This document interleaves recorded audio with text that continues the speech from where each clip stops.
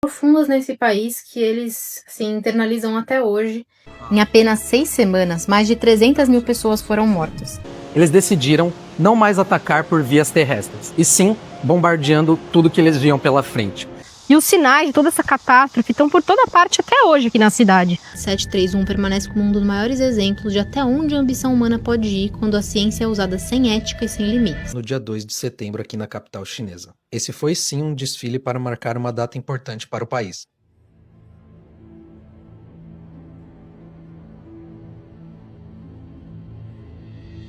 E se eu te perguntasse qual etnia foi massacrada durante a Segunda Guerra Mundial, você saberia me dizer qual é?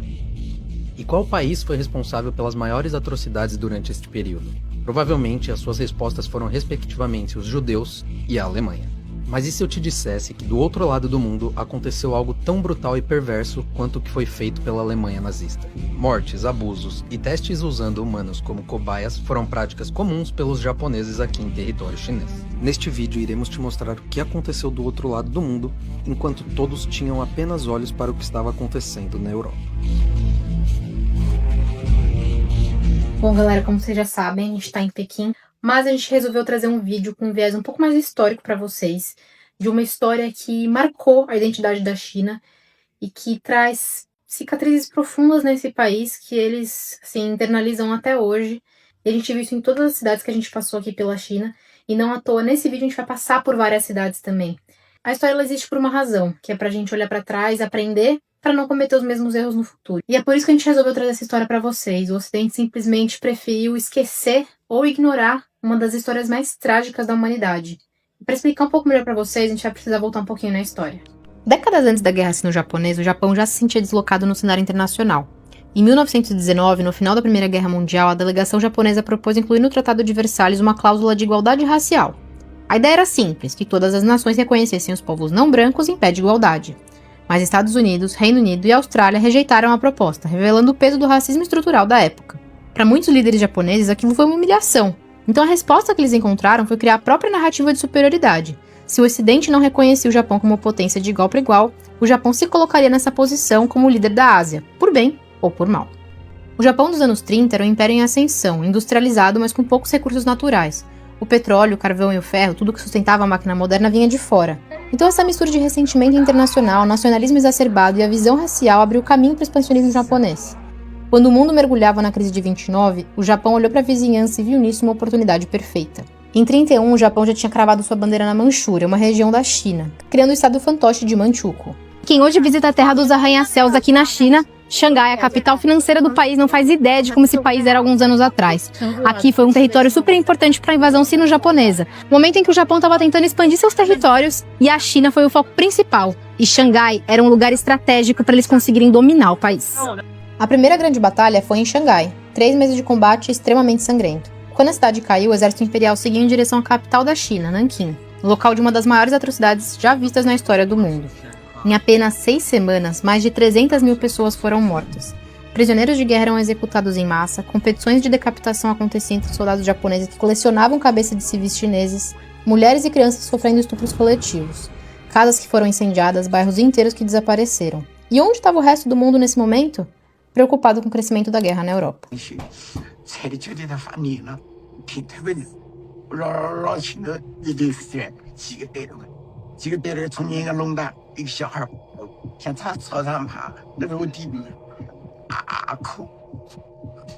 Esse domínio mostrou duas coisas. Primeiro, que a Liga das Nações seria incapaz de conter o expansionismo japonês.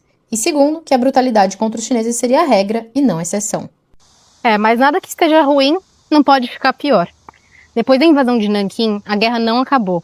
E os chineses tiveram que fugir para o interior da China. E foi nesse momento que a China resolveu mudar sua capital de Nanquim para a cidade que a gente está agora, Chongqing. E como vocês devem imaginar, o caos já estava instaurado, e os chineses começaram a migrar em massa para essa região, que fica bem no centro da China e com uma geografia extremamente desafiadora. Homens tiveram que puxar barcos rio acima com a força do corpo. Mulheres, crianças e famílias trabalhavam arduamente com as próprias mãos na construção de rodovias para possibilitar a abertura de caminhos. Quando os japoneses descobriram que a capital da China havia mudado de lugar, eles decidiram não mais atacar por vias terrestres, e sim bombardeando tudo que eles viam pela frente. E aqui em Chongqing, essa foi a solução que os chineses encontraram: túneis e mais túneis para proteger a sua população e os seus bens. E é absolutamente surreal da gente entrar em lugares como esse, porque isso aqui é a história viva do que aconteceu com a China. E olha isso, gente, olha o tamanho desse lugar. É absolutamente, assim, paralisante, para dizer o mínimo, porque se não fosse isso, o estrago teria sido ainda pior do que já foi. Então, isso daqui com certeza foi um dos grandes responsáveis por salvar a população chinesa, mas ele não ficou assim, totalmente intocado. Então, eu já vou mostrar para vocês como que estão esses túneis hoje em dia, já que ele não está completamente vazio assim em todas as partes. Cada um dos túneis, cada um desses abrigos tinha uma finalidade diferente. Tinha lugar que era para fazer transporte de mercadoria, tinha lugar que tinha também fabricação, né? Então, fábricas ali dentro. Outros eram para abrigar as pessoas. Então, cada túnel também tinha um tipo de finalidade naquela época, né? E hoje todos eles acabaram tendo o seu uso revisto, né? A gente vai dar um pouquinho aqui para mostrar para vocês esse outro túnel que a gente tá, numa outra área da cidade, mas ele realmente está espalhado por toda parte, ó. Eles vão costurando tudo aqui por dentro. Ó, por exemplo, tem uma galera que tá aqui jogando. Ali na frente também tem umas pessoas que estão jogando. Aí aqui, ó, virando. Aqui a galera já tá comendo mesmo. Parece assim que são linhas que vão andando em paralelo e algumas linhas que cruzam essas outras que vão andando em paralelo. Então você vê de tudo, assim. Tem casa de chá, a gente tá vendo muita gente beber chá também aqui dentro, que é também algo super tradicional, mas olha só, aqui, por exemplo, já reformaram tudo. Que loucura. Só para vocês terem uma noção, estima-se que 1000 túneis como esse foram construídos na época da guerra. E daria aí um total de 200 a 300 quilômetros de extensão se somassem todos esses túneis. Então imagina a mão de obra que eles tiveram que trazer. Foi simplesmente força braçal. As pessoas na crise durante a guerra. Olha isso daqui, a gente vai mostrar para vocês. Parece infinito. Parece ter um espelho no fundo, mas não é. Vai embora, e é literalmente isso, as pessoas buscando abrigo ou lugares que elas pudessem ali ter algum tipo de atendimento longe do que estava acontecendo fora, né, do lado de fora dos túneis. Né, por então, exemplo, também foram colocados aqui dentro. Eles conseguiam transportar as coisas com veículos aqui dentro desses túneis. Então esses túneis eles são muito maiores, eles têm cerca de 6 metros de altura e 6 metros de largura, o que dá um espaço aí suficiente para passar algum tipo de carro ou algum caminhão para levar alguma coisa. Então era isso, tempo de crise foi o que eles encontraram aqui na cidade para fazer. Ó, e só para dar uma dimensão para vocês, logo aqui na entrada do túnel, eles fizeram uma maquete mostrando aqui a entrada de cada um dos... Essa aqui eu acho que é a que a gente entrou, essa primeira aqui, ó, que tá bem aqui. E aí elas têm elas são um pouco mais curtas, essas da ponta, e aí aqui no meio é a que a gente mostrou para vocês, que vai de uma ponta até a outra, vai embora. E é muito, muito grande. Aqui, ó. E aí ela dá aqui atrás, onde atualmente é o estacionamento.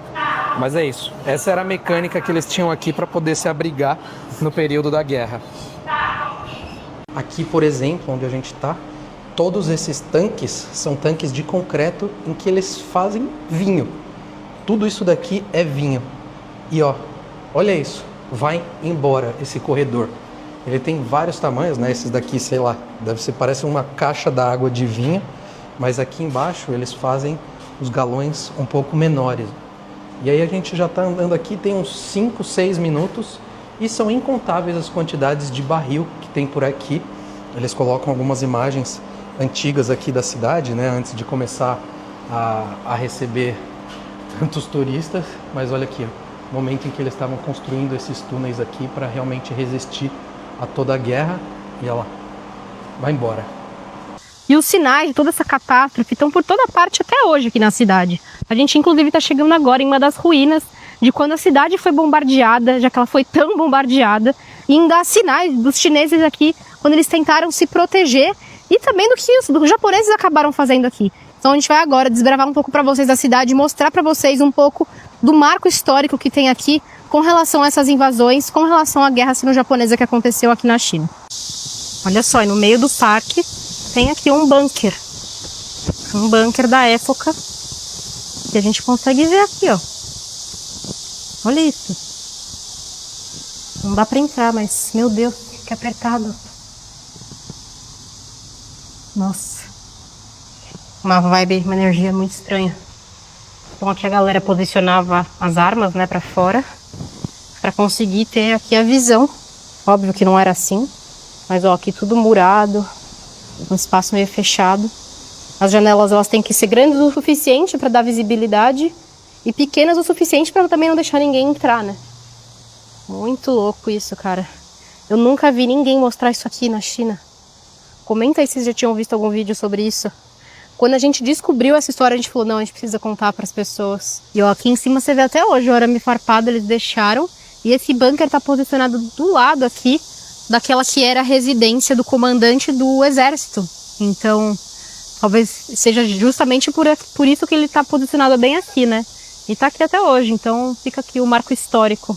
Todas essas mudanças durante a invasão sino-japonesa, eles fizeram aqui uma mudança também nas estratégias e estruturas deles aqui, né?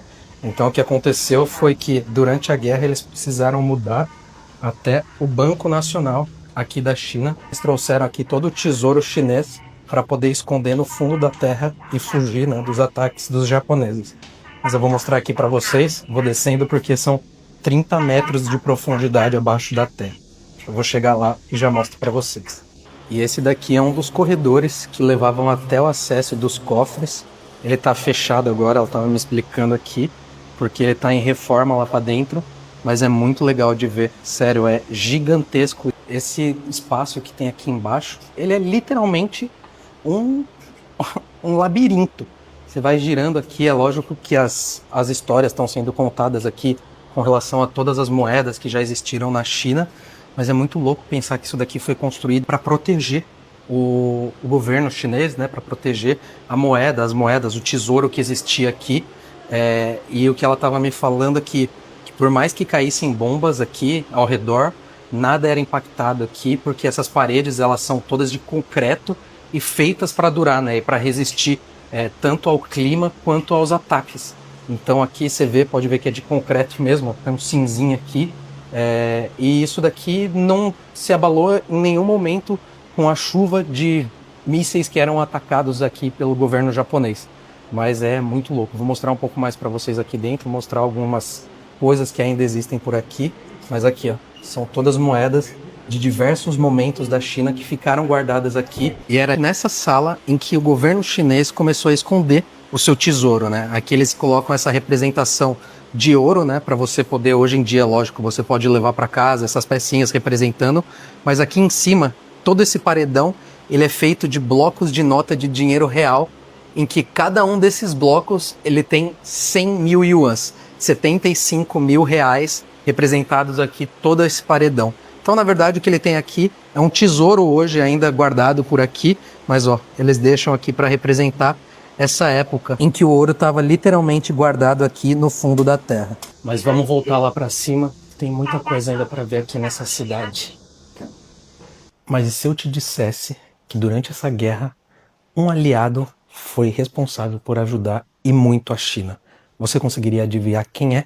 Se você falou Estados Unidos, você acertou, e eu tenho certeza que os outros 99,9% errou. Sim, os Estados Unidos foi um dos principais aliados para que a guerra sino-japonesa acabasse por aqui. Isso porque os Estados Unidos mandou várias tropas da aeronáutica para ajudar os chineses a combaterem os japoneses por aqui. Lembra que a gente comentou com vocês que os japoneses estavam fazendo intensos bombardeios por aqui? Pois é, os Estados Unidos veio para tentar ajudar e derrubar o máximo de aviões possíveis. Além disso, vários pilotos americanos vieram e treinaram os chineses que tinham por aqui para treinar as tropas para elas se intensificarem e estarem cada vez mais prontas para lutar contra os japoneses. E para vocês terem uma noção, foi tão importante essa participação dos Estados Unidos aqui na história chinesa que existe até um museu aqui em Chongqing voltado para essa lembrança que eles têm por aqui. Então são inúmeras salas mostrando toda essa história e as fotos de todos os participantes americanos que estiveram por aqui. Mas e aí, você tinha ideia de que isso tinha acontecido? Que os Estados Unidos em algum momento teria ajudado a China a acabar com os japoneses por aqui? E não só isso, os Estados Unidos teve um papel super importante no final da guerra. Eles foram os responsáveis por acabar com a guerra por aqui, mas a gente conta um pouquinho para vocês mais pra frente. E esse grupo ficou conhecido como Flying Tigers, ou os Tigres Voadores, e eles foram responsáveis por ajudar a China a derrubar mais de 500 aviões por aqui. porque essa guerra era totalmente injusta. Em média, o Japão teria ali uns 800 aviões contra apenas 100 da China.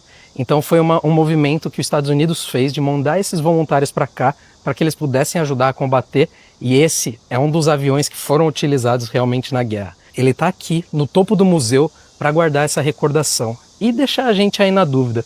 Como pode, né, um aliado tão próximo, do nada, virar as cotas para esse país e basicamente apagar todo o ocorrido por interesse próprio? Mas a gente já explica um pouco melhor para você. Mas foi em meio a todo esse caos e destruição que um espírito de esperança e resistência começou a se espalhar entre os chineses. Pessoas comuns passaram a se alistar para o exército na tentativa de parar o avanço dos japoneses. Camponeses, mulheres e famílias inteiras começaram a treinar com o exército, com um único objetivo: lutar por uma nova China. Agora, com estratégias mais claras e os cidadãos treinados para o combate, finalmente o exército chinês começa a bater de frente com os japoneses, e faz com que eles comecem a recuar. Com um grande volume de civis fazendo parte do batalhão, executar tarefas que pareciam impossíveis se tornaram mais fáceis, como, por exemplo, desviar um curso inteiro de um rio para impedir o avanço dos inimigos e destruir seus tanques. Mas se não fosse suficiente tudo aquilo que os japoneses haviam feito, ao norte da China, na cidade de Harbin, estava localizada a instalação mais cruel e brutal de toda essa história: a Unidade 731.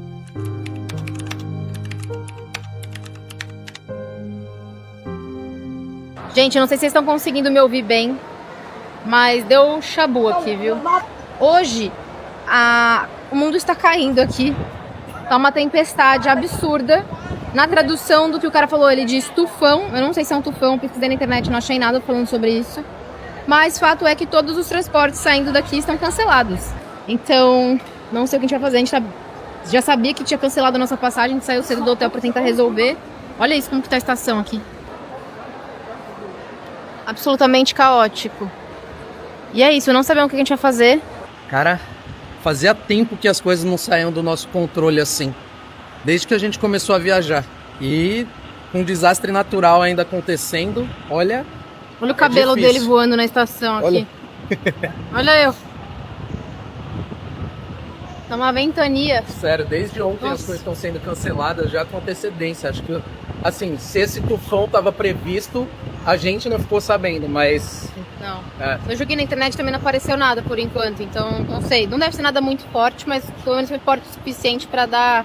A Unidade 731, comandada pelo general Shiro Ishii, foi um dos lugares mais sombrios já criados na história da humanidade. Oficialmente, aparecia como um centro de purificação de água, mas na realidade era um complexo secreto do exército imperial japonês dedicado a desenvolver armas biológicas e químicas durante a Segunda Guerra Mundial. Instalada em Harbin, a unidade funcionou de 1932 a 1945 e transformou milhares de prisioneiros em cobaias humanas.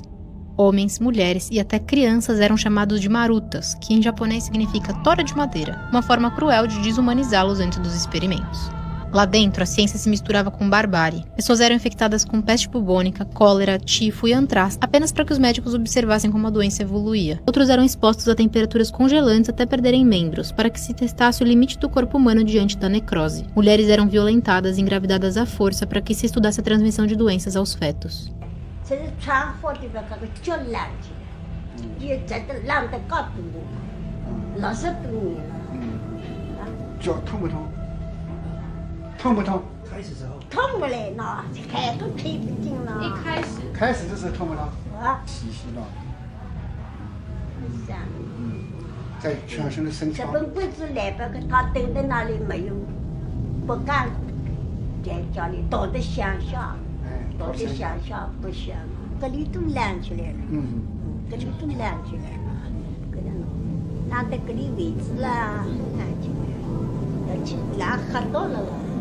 Quando o Japão perdeu a guerra em 45, a Unidade 731 foi destruída às pressas, documentos queimados, prisioneiros executados e o local reduzido a ruínas. O general Shiro Ishii e a maior parte dos cientistas nunca foram julgados. Pelo contrário, receberam imunidade dos Estados Unidos em troca dos relatórios, com resultados de suas pesquisas. Muitos deles voltaram à vida civil, ocupando cargos em universidades e empresas no Japão pós-guerra. Hoje, a Unidade 731 permanece como um dos maiores exemplos de até onde a ambição humana pode ir quando a ciência é usada sem ética e sem limites. Um lugar onde a vida foi transformada em um mero experimento, onde milhares de pessoas pagaram com a própria vida, corpo e dor. Por incrível que pareça, mesmo décadas após todos esses acontecimentos, ainda existe um grande ressentimento da China com o Japão. Isso porque em diversas ocasiões eles negaram tais feitos, diminuindo ou anulando a gravidade dos fatos. E a razão disso tem muito a ver com a manutenção da sua imagem e também na construção do orgulho nacionalista entre as futuras gerações. Como consequência, uma parcela da população chinesa, especialmente mais velha, ainda amargura o sofrimento com um pedido de desculpas que nunca aconteceu. A estimativa mais conservadora é que a guerra sino-japonesa tenha culminado na morte de 10 milhões de chineses. E para te dar uma ideia de grandeza, a pior estimativa da Segunda Guerra Mundial chega a 6 milhões de judeus, um número 40% inferior. Deixar de falar sobre o último evento que ocorreu no dia 2 de setembro aqui na capital chinesa.